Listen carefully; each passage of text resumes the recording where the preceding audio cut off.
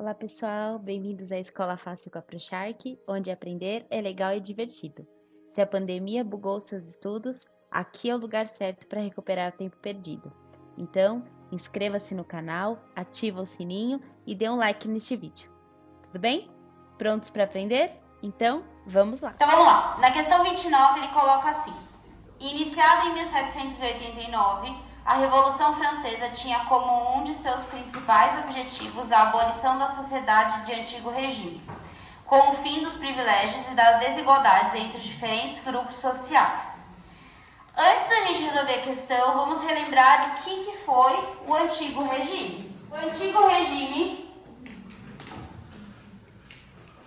tinha algumas características.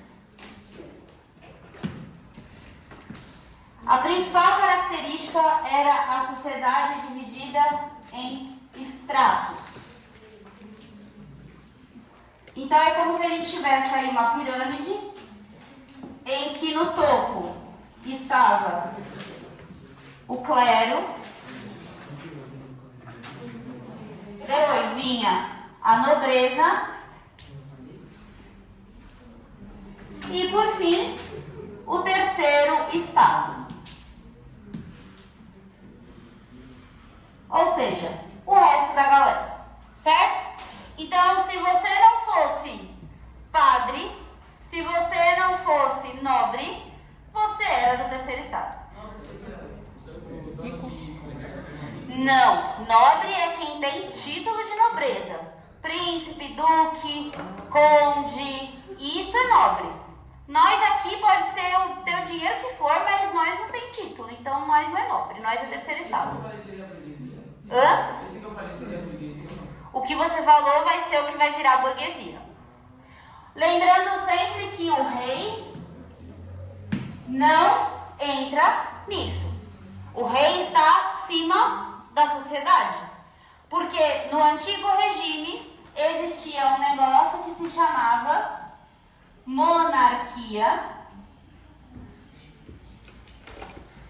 absolutista. O que significa isso? Que o rei manda em tudo sozinho. Se o rei não for com a sua cara e quiser mandar te matar, ele pode. Porque na monarquia absolutista era isso. Então, se você por acaso estivesse passando na rua e o rei porventura não gostasse de você, o que ele ia fazer? Mandava te matar. Simples assim. Não, com certeza já tinha sido queimada na fogueira há muito tempo. Mas, no caso do antigo regime, era essa situação.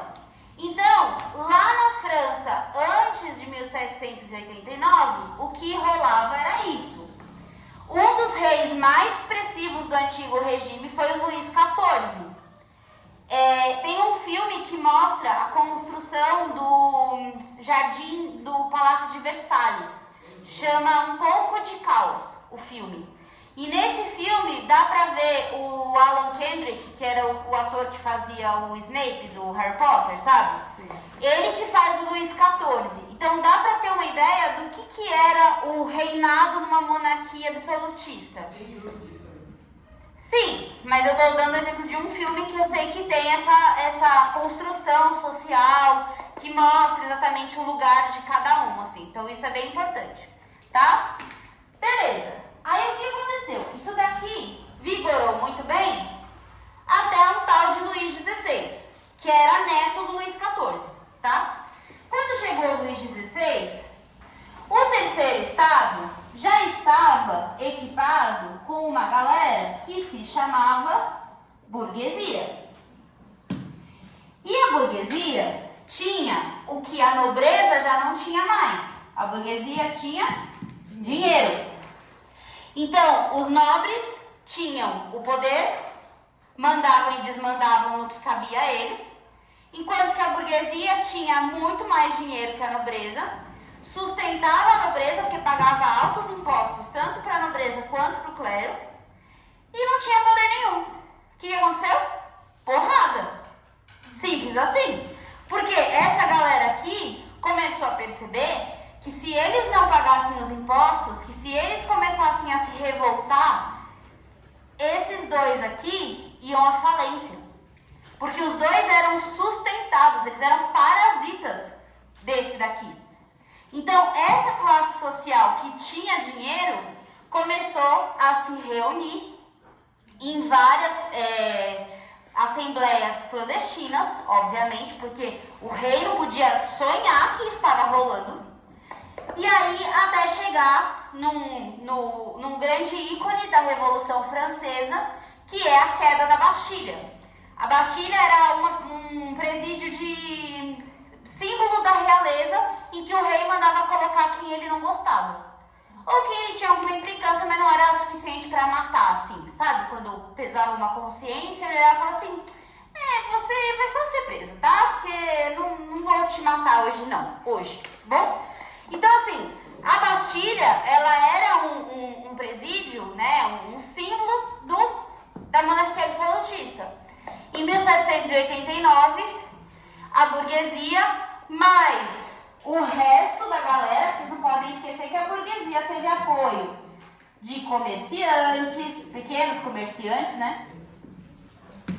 Teve apoio de artesãos. Então, e de todas as outras camadas sociais, camponeses, até a galera do campo, que isso aqui rolou nas cidades, né? Até a galera do campo começou a se sentir, né, representada por essa classe. Então a gente tem os camponeses também. A gente tem os camponeses que se tornaram aliados, né? Acho que eu vou colocar um maisinho assim, não um setinha, porque a setinha parece que burguesia é isso e burguesia não é isso aqui não. Então a burguesia mais... Não ficou bom. Mas tudo bem. Essa galera, todo mundo é do terceiro estado, tá bom? Não gosto quando fica zoado, mas paciência. Então essa galera que é tudo do terceiro estado, todos eles se uniram para derrubar o rei. E aí, lá em 1789, o rei Luís XVI perdeu a cabeça. Literalmente. Foi pra guilhotina. Perdeu a cabeça. Com a queda da Bastilha, ele ainda tentou falar, não, mas eu não sou... Era rei, é o rei. Eles queriam o fim da monarquia. Uma das reivindicações era, não queremos mais monarquia, queremos um governo representativo, queremos uma república. Então, a Revolução Francesa queria o fim da monarquia, queria o fim da divisão em estratos, e aqui, nessa divisão, a gente tem o nascimento determinando quem você é. Então, tirando o clero, né, que a galera vira padre, mas a nobreza e o terceiro estado sempre seriam terceiro estado, sempre seria nobreza. Podia não ter um centavo no bolso, mas era nobre. Nasceu nobre, morria nobre. Terceiro estado, burguesia, tinha milhões no banco. Tipo os banqueiros aqui. Tinham milhões no banco, mas não tinha poder. Não era nobre, não tinha título. Então, sempre estava dentro do terceiro estado. Então, a Revolução Francesa, ela veio acabar com essa divisão. Pelo menos na teoria. Porque, como a Revolução Francesa, essa galera toma o poder. E aí, essa galera vai ficar no poder até hoje. Hoje, a classe dominante em todos os países capitalistas é a tal da burguesia. Quando a gente pensa em classe média alta, eu estou pensando em banqueiro, em grande empresário, dono de várias franquias de comércios e tudo mais. Quando a gente pensa no dinheiro, a gente pensa nisso. Hoje em dia, quem tem dinheiro é quem manda, né? Isso é um resquício da Revolução Francesa. E a Revolução Francesa, ela tinha 3 lemas muito bonitos. Liberdade, igualdade e fraternidade. Liberdade porque eles queriam liberdade de pensamento, liberdade de escolha, liberdade de voto. Igualdade, eles queriam que todos fossem iguais perante a lei, ou seja, o nascimento não determinava mais se você era bom ou ruim, se você tinha poder ou não. E fraternidade é mais no sentido de querer falar que todo mundo vai ter chance. Falar que todos são irmãos, todos somos franceses, no caso, Revolução Francesa, né, gente? Todos somos franceses, todos somos do mesmo país. Instaurar um sentimento de nação, de identificação com o próprio país. Porque vocês não podem esquecer que a França, ela surgiu na Idade Média. Então, é um país que surgiu na Idade Média. Então, a gente pode pensar que aqui a França devia ter em torno de 400 anos, mais ou menos, desde a sua formação. Gente, 400 anos para uma nação, se identificar como nação é pouco. É só pensar no Brasil. Quantos de vocês já ouviram pessoas falando mal do Brasil, ou só vendo os problemas do Brasil, não vendo nada de positivo? Isso é um sentimento que muitas vezes pode ser antinacionalista. Eu não estou falando para ninguém aqui sair matando pelo Brasil, entendeu? Não é isso que eu estou falando. Mas, quando você tem orgulho de onde você nasceu, isso te dá um sentimento de pertencimento, de que todos são iguais, de que todos são irmãos, perante pelo menos a nação. Então, a fraternidade instaurada na Revolução Francesa, ela tinha esse propósito.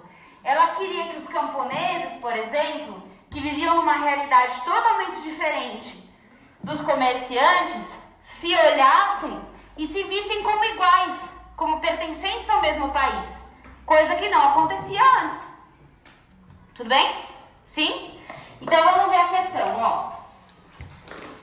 Pouco antes da Revolução, a sociedade francesa estava dividida entre: letra A, apoiadores de Napoleão e de Robespierre, importantes lideranças políticas conservadoras que lutavam pela manutenção da monarquia francesa. Pode parar tudo. O Napoleão não estava nem na jogada aqui ainda, tá? O Napoleão ele vai aparecer um tempo depois. O Robespierre era um dos pensadores iluministas que defendia o fim do antigo regime, o fim da monarquia. Então, a letra A já está errada porque ele coloca esses dois como apoiadores da monarquia, coisa que não era. E o momento anterior à Revolução Francesa é isso aqui que eu fiz. Essa bagunça aqui que virou. Mas é isso, é antigo regime que é anterior à Revolução Francesa. Então não tem nada a ver com a letra A, tudo bem? Letra B. Então, a sociedade francesa estava dividida entre burguesia e trabalhadores rurais e urbanos, já que o clero e a nobreza não tinham participação significativa na política francesa no período pré-revolucionário. Não, por quê? O clero e a nobreza é quem tinha participação política. A galera do terceiro estado só trabalhava e pagava imposto. Era só para isso que eles serviam.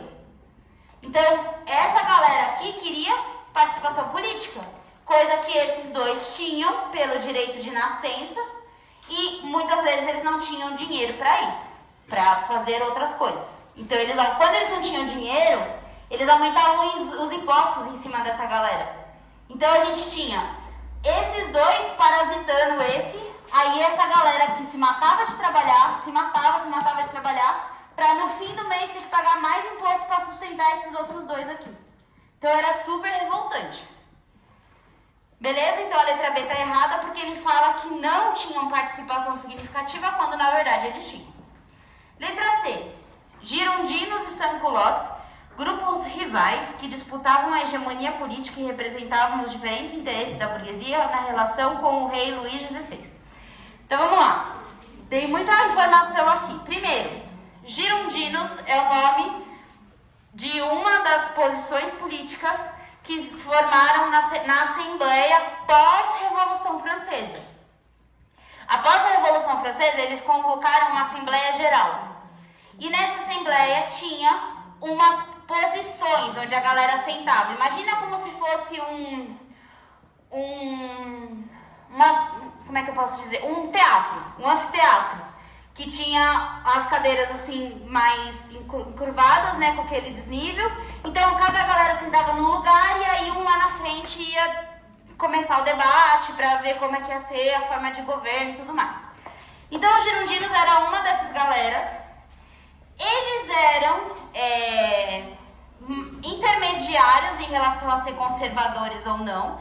Então, eles tinham algumas questões que eles queriam que se mantivessem, mas eles não queriam, por exemplo, que continuasse uma monarquia, porque eles não eram nobres, então eles não queriam chegar nessa situação. Fala. Não foi nesse período que surgiu aquele pensamento de esquerda e direita?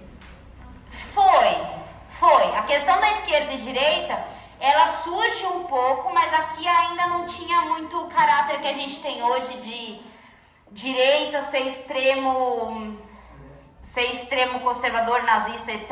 E esquerda ser comunista, come criancinha, etc. Entendeu? Tipo, porque durante a Guerra Fria, os Estados Unidos faziam propaganda que os comunistas comiam criancinhas. Que eles eram monstros que comiam criancinhas. Se vocês forem ver várias histórias, vários contos de fadas que foram criados nessa época, eles retratam sempre um monstro com uma roupa meio vermelha, ou barbudo, ou tipo, sabe, o vilão da história sempre é barbudão, ele sempre é meio ogro, assim, meio gigante, com roupa vermelha, encapuzado, ou então com aquele gorro característico de países frios.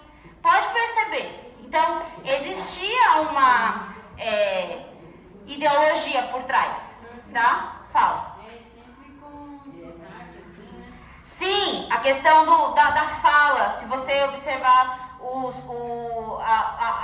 tinha uma visão muito estereotipada para realmente enviesar o olhar. Então você não ia ter uma situação de que comunistas apenas tinham outra ideologia, tinham outras crenças, tinham outras propostas para a economia e tudo mais. Não. Para os Estados Unidos e afins, né, toda a galera capitalista da época, comunista comia criancinha. Tinha que ser punido de todas as maneiras, tá? Bom, São Culotes é o nome que a gente dá para como eu posso dizer? Para um exército, entre aspas, de crianças que lutaram na Revolução Francesa. Os sans-culottes, eles recebem esse nome porque sans-culotte é sem culotte. Culotte é o nome que a gente dá para o fim da calça. Então, as crianças, na época, não podiam usar calça. Não sei se vocês já ouviram pessoas bem mais idosas falar: nossa, que bonitinho, já homenzinho, já usa calça comprida. Era muito característico dessa época aqui, criança não podia usar calça comprida. Porque criança podia cair qualquer coisa e se esbarrar na calça e aí, enfim. Então era característico, era uma cultura. Sans culotte é sem culotte, então é criança. Era um exército de crianças que foram convocados para lutar na Revolução. Tá? Bom, então não é a letra C. D. Primeiro e segundo estados, clero e nobreza, que reuniam cerca de 3% da população. E o terceiro estado, que abrigava a burguesia, os trabalhadores urbanos e rurais e pagava sozinho todas as taxas e os impostos diretos cobrados pela monarquia. Sim, essa é a resposta, certo? Mas, como isso é uma prova teste, a gente tem que olhar todas as alternativas e ver por que estão erradas ou estão certas. Na letra E, ele coloca assim, ó, primeiro e segundo estados, clero e nobreza, que reuniam a minoria da população, até aí tá certo, mas pagavam sozinhos? Não. Clero e nobreza não pagava nada, só sugava, só usava o que os outros pagavam. Então toda a riqueza dos palácios, das construções, os banquetes, as festas, tudo isso foi pago pela galera do terceiro estado. Tudo bem? Então a resposta é a letra D.